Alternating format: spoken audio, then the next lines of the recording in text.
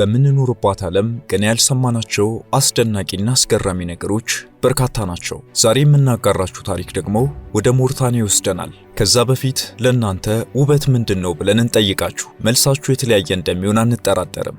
በመራር ድህነት ውስጥ የሚኖሩ ዜጎች ባሉባትና አካባቢያቸውም ደግሞ ደጋግሞ በድርቅ በሚመታባት ሞርታኒያ ቀጭን ሴቶችና 8 ቁጥር ወይም ሞዴል የመሳሰሉ ሴቶች ፈላጊ የላቸውም ተብሎ ይታመናል። በሞርታኒያ ውፍረት የጸጋና የውበት መለኪያ ተደርጎ ከመቆጠሩ ባለፈ ሙላ ደልደል ማለትም የግራ ጎን ለማግኘት በእጅጉ ይረዳል በሚል እሳቤ ታዳጊዎች ለመወፈር ከምግብ አልፎ ያልተፈቀዱ መድኃኒቶችን በመውሰድ ሕይወታቸው እያለፈ ነው ቢባሉ ምን ይላሉ?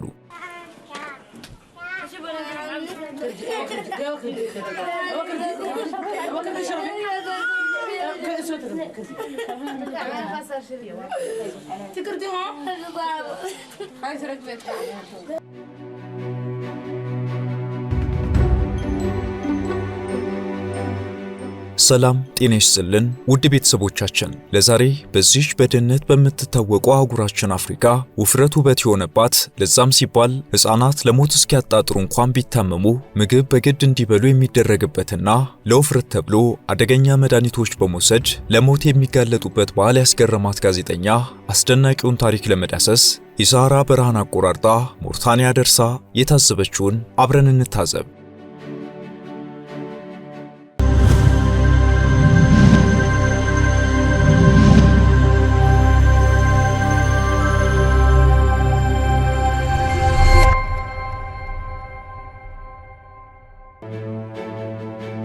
ሞይ ገና 11 ዓመት ታዳጊ ነች። በመንደሯ ከሚኖሩ ሴቶች መካከል ሩብ ያሉ ትዳር የሚመሰርቱት ገና 15 ዓመት ሳይሞላቸው ነው። እሷም ወፍራም ሴት መሆን ነው ፍላጎቷ። ጋዜጠኛዋ ምክንያቷን ስትጠይቃትም ሰውነት የሞላ ሲል ቆንጆ ሆናለሁ ነበር መልሷ። ጋዜጠኛዋ እኚህን ተገደው ሲመገቡ የሚውሉትን ታዳጊዎች ክብደትና ቁመታቸው እንዲሁም ከዕድሜያቸው አንጻር መመጣጠኑን ለማወቅ በሚዛን ስትለካቸው ያሉበት ሁኔታ መልካም የሚባል ነው። ዘግቶ የመቀለቡ ጊዜ ሲጠናቀቅ ግን ቢያንስ እስከ 7 ኪሎ ግራም መጨመር ይጠበቅባታል። እናቷ ታሂር ደግሞ ይህን ግብ ለመፈጸም ተሰይማለች። ታሂር ለልጅሽ ምን ትመኛለሽ ተብላ በጋዜጠኛዋ ለቀረበላት ጥያቄ ረጅም ሕይወት እንድትኖርላት፣ ቆንጆ እንድትሆንላት፣ ወፍራም ሆና ትዳር እንድትመሰርትላት እንደሆነ ትናገራለች። ልጇ ሞላ ጎላ ብላ እስክትታይላት ድረስ ጥረቷን እንደምትቀጥል ትገልጻለች።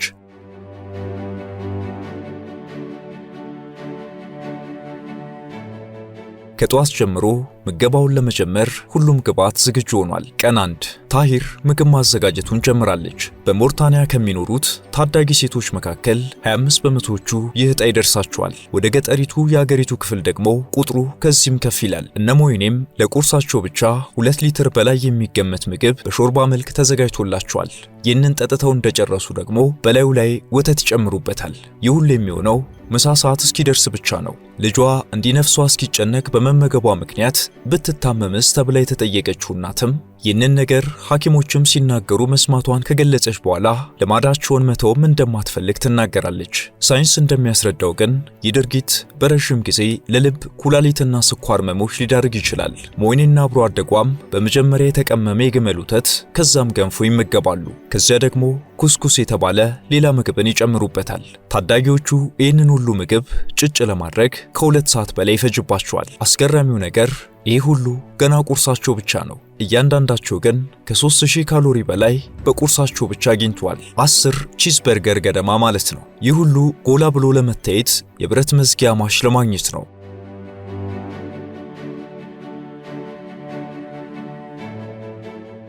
የ11 ዓመቷ ሞኔ ግን ማግባት ትፈልግ እንደሆነ ጋዜጠኛዋ ስትጠይቃት አልፈልግም ነበር መልሷ። እናቷ ይህን ሁሉ የምጥረው ለምን እንደሆነ በሚገባ የተረዳች አይመስልም። የሞኔ አካባቢ ታዳጊዎች በ11 በ12 ወይም 13 ዓመት ሲሆናቸው ወደ ትዳሩ ቢገቡም እሷ ግን አይ ነበር ለጋዜጠኛዋ የሰጠችው ምላሽ። ምሳ እየተዘጋጀ እያለ ወደ አካባቢያቸው የተጓዘችው ጋዜጠኛ በአገር ባህል አለባበሳቸው አስጊጧታል። የተሰበሰቡት ሰዎችም አይ ትንሽ ወፈር ብትል እንዴት መልከኛ ቦነሽ ነበር እያሉ ይሳሳቃሉ። በእነሱ ቀዬ የሴት ልጅ ውበቷ ውፍረቷ ነው። ጋዜጠኛዋም በሌሎች ሀገራት የውበት መለኪያዎች ምን እንደሆኑ የሚያሳዩ መጽሔቶችን ይዛ ነበር የተጓዘችው። ዘመናዊ አለባበስ የለበሱ ሞዴሎችን ስታሳያቸውና ይህንን የሰውነት ቅርጽ ለማምጣት ራሳቸውን በረሃብ ሸንቆጥ እንደሚያደርጉ ስትነግራቸው በእጅጉ ይገረማሉ። ሴት ልጅ ሞላ ብላ ካልታየችማ ምኑን ቆንጆ ሆነች ይላሉ። ሸንቃጤ የምንላቸው ሴቶችም ለእነርሱ እንደ አጽም የገጠጠ ተክለ ቁመና ያላቸው መስህብም ያልደፋባቸው ሆኗል።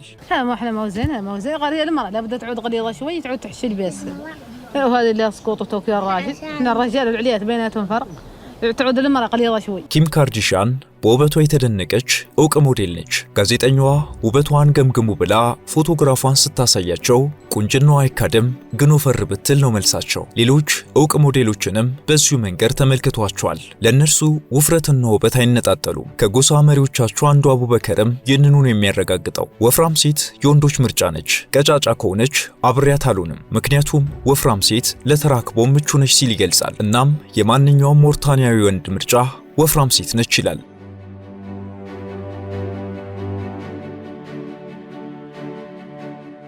ምሳ ሰዓት ይደርሳል። ሞይኔና አብሮ አደጓ ሌላ 4000 ካሎሪ ለመመገብ ራሳቸውን ያስጨንቃሉ። ሁለቱ ታዳጊዎች ከቁርስ ጀምሮ እያንዳንዳቸው ከ20 ቺዝበርገር በላይ ተመግበዋል። እናትየዋም የቀረበላቸውን ጥርግ አድርገው እንዲበሉ ዱላ ይዛ አጠገባቸው ትቀመጣለች። አልበላም በቃኝ ብለው ካስቸገሩ የትም እንዳይንቀሳቀሱ ከአብሮ አደጎቻቸው ጋር እንዳይገናኙ ቤት ውስጥ ይዘጋባቸዋል። ልጅሽ ላይ ይህንን ማድረግ ጭካኔ አይሆንም ወይ ለሚሉት ለራሷ ጥቅም ብዬ እኮ ነው ስትል ትመልሳለች። ራስ ደግሞ ይቀጥላል። ሞይኔና አብሮ አደጓ በአንድ ቀን የበሉት ምግብ ለእያንዳንዳቸው ከ9000 ካሎሪ በላይ ይሆናል። ይህ ቁጥር ከአንድ የከባድ ሚዛን ቦክስ ተወዳዳሪ ከሚመገበው በ2 እጥፍ የበለጠ ነው። የዓለም ጤና ድርጅት በዚህ ዕድሜ ላይ ለሚገኙ ታዳጊዎች እንደ መስፈርት ከሚያስቀምጠው መጠን ደግሞ በ5 እጥፍ ይልቃል። ከዛም የበረሃ አውሎ ነፋስ ሲመጣ ደግሞ ምግባቸውንና ዕቃዎቻቸውን ሁሉ በሸራና በአፈር መሸፈን ይግድ ይላቸዋል። በቀጣይ ቀን ደግሞ ጋዜጠኛዋ ሌሎች በግድ የሚቀለቡ ሴት ልጆችን ታገኛለች። ሁሉም ገና ከ10 ዓመት በታች ናቸው። ልክ እንደነ ሞይኔ ሁሉ ወተትና ኩስኩስ አብዝተው ይመገባሉ። ተመጋቢዎቹ ሴቶች በቁንጣን ከታመሙ ደግሞ እናቶቻቸው ምግቡን እንዲያስወጡት ይነግሯቸዋል። ልጆቹም ጣታቸውን ጉሮሯቸው ላይ መስገው እንዲያስመልሳቸው አድርገው ያስወግዱታል። ከዛም እንደገና የጎደለውን ለመሙላት እንዲበሉ ይገደዳሉ። ታዳጊዎቹ የሆድና ራስ ምታት ህመሞችን በተደጋጋሚ ያስተናግዳሉ። እናቶቻቸው ግን ለልጆቻቸው በማሰብ በዚህ ጋቫዥ በተሰኘው አስገድዶ የመመገብ ባህል ውስጥ እንዲያልፉ ይጨክኑባቸዋል። በዚህ ምክንያት ህፃናቱ ግን ከ2 እስከ 3 ወራት ድረስ በህመም ሊያሳልፉ ይችላሉ። ነገርየው ከጥቅሙ ጉዳቱ የሚያመዝን የህፃናት ጭቆና ይመስላል። ቤተሰቦቻቸው ግን ልጆቻችን እንደ ኩዮቻቸው ሆነው ጎላ ደመቅ ብለው እንዲታዩልን፣ ጥሩ ባል አግኝተው መልካም ትዳር እንዲኖራቸው ይህንን ማድረግ የግድ ነው ይላሉ። ውድ የመሿለኪያ ላይፍ ቤተሰቦች አብራችሁን ስለሆናችሁ ከልብ እናመሰግናለን። በአጭር ጊዜ በበርካቶች ተወዳጅ የሆነችው መሿለኪያ ላይፍ ቻናል የበለጠ እንድታደግ ሰብስክራይብ ያላደረጋችሁ አንድ ጊዜ ሰብስክራይብ በማድረግ እንድንበረታ እንድታግዙን አስታውሰን ተረካችንን እንቀጥል። የሰውነት ቅርጽ ላይ ለውጥ ለማምጣት ክብደት ለመጨመር አለዚያም ሸንቀጥ ብሎ ለመታየት የአመጋገብ ለውጥ ከማድረግ ጀምሮ ስፖርታዊ እንቅስቃሴና ሌሎችንም ማከናወን በተለይ አሁን የተለመደ ተግባር ሆኗል። የሞርታንያውን ተግባር ከዚህ ለየት የሚያደርገው ታዳጊዎቹ ገና በጨቅላ ዕድሜያቸው ባላመኑበት ዓላማ በወላጆቻቸው ተገደው የሚያደርጉት መሆኑ ነው። ለበርካታ የጤና ችግሮች የሚያጋልጣቸውም ተግባር ነው። እናቶች ልጆቻቸውን ወፍራም ለማድረግ በየቀኑ ከሚያዘጋጁላቸው የገመል ወተትና ገንፎ በተጨማሪ ዘመናዊ መድኃኒቶችንም ለመጠቀም ጥረት ያደርጋሉ።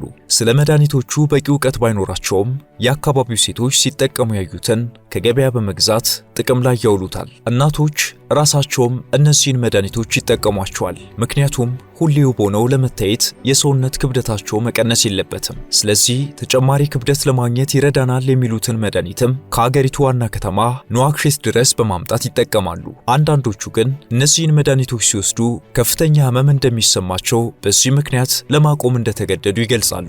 ይህ የመድኃኒት ንግድ አደገኛነቱ የታያት ተጓዧ ጋዜጠኛም ሁኔታውን ለመመርመር ተጨማሪ ማጣራቶችን ታከናውናለች። በአገሪቱ አለ ወደ ተባለው ሆስፒታል ሄዳ ባገኘችው መረጃ መሰረትም በአገሪቱ እነዚህንም መድኃኒቶች ያለ ሐኪም ትዕዛዝና ምክር መግዛት እጅግ ቀላል መሆኑን ትገነዘባለች።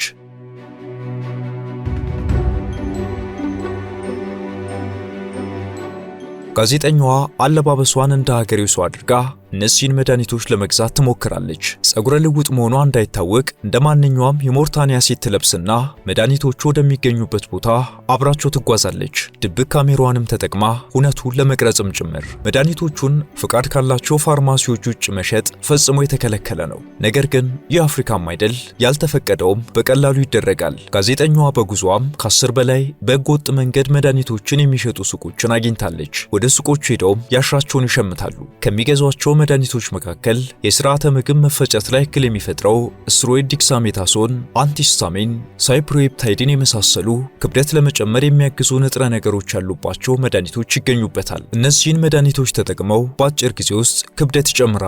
ነገርየው ለልብ ድካምና ኩላሊት በሽታ በእጅጉ የሚያጋልጥ ቢሆንም ለሞርታኒያ ሴቶች ቅድሚያ የሚሰጠው አእምሮ መታየቱ ይመስላል። እነዚህን መድኃኒቶች ህጋዊ ባልሆነ መንገድ መሸመቱ ደግሞ ሌሎች የምግብ ፍጆታዎችን የመገብጀት ያህል ቀላል ነው። ጋዜጠኛዋ በአይኗ አይታ እንዳረጋገጠችውም እነዚህን መድኃኒቶች ያለ ልክ በመውሰድ ምክንያት ህይወታቸው የሚያልፍ ታዳጊዎችም አሉ። አስገራሚው ነገር ግን እንደዚህ ህይወት እስከ ማሳለፍ የሚያደርስ አደጋን አብሮ አደጎቻቸው ላይ ሲያስከትል እየተመለከቱ ያንኑ መድኃኒቱን በመውሰድ ይገፉበታል። ዘጋቢዋ እህቷን የገደለውን መድኃኒት ስትወስድ ያገኘቻትን ሴት ልጅ እንደው እናትሽ ስለ ጉዳዩ ብታውቅ ምን ይሰማታል ብላ ስትጠይቃት ሌላኛዋን ልጄንም ላጣ ነው ብላ ልቧ እንደሚሰበር ይገባኛል፣ ነገር ግን መድኃኒቱን ማቆም አልፈልግም ነበር መልሷ።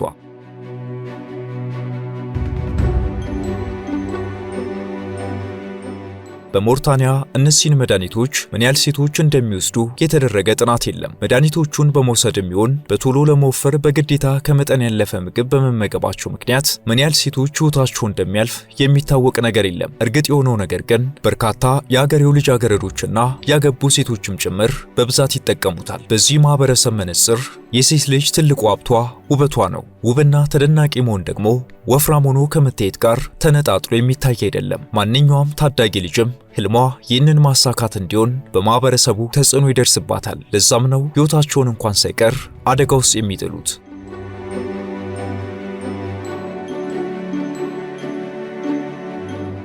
ጋዜጠኛዋን በመጨረሻ ራሷ በተግባር ሞክራው ቁርሱን እንደምንም ተወጣው፣ ምሳ ላይ ግን እጅ ሰጥታለች። የአገሬው ልጆች ግን ይህ ዕድል የላቸውም። ለሞት እስኪያጣጥሩ እንኳን ቢታመሙም መቀጠል ግድ ነው። የአገሬው ሰዎችም እነዚህ ዳ ሴቶች ታዲያ ጭራሽ ቀጫጫና አጥንታቸው የገጠጠ ከሆነ ባልኬት ያመጣሉ ይላሉ። ጉዳዩ ኋላ ቀርና ጎጂ መሆኑ ሙን ነው። ከመጠን በላይ በመመገብና በሐኪም ያልታዘዙ መድኃኒቶችን በመውሰድ ራሳቸውን ለአደጋ ያጋልጣሉ። ውበትና ውፍረት የተገናኙበትን ባህላዊ አስተሳሰብን ለመቀየር የአገሪቱ ጤና ቢሮ ስራዎችን እየሰራው ነው፣ ለውጦችንም አምጥቻለሁ ሲል ይሰማል። ለውፍረት ሲባል አሁንም በሞርታኒያ የሚደረገው ስርዓት ግን ሊቀየር አልቻለም።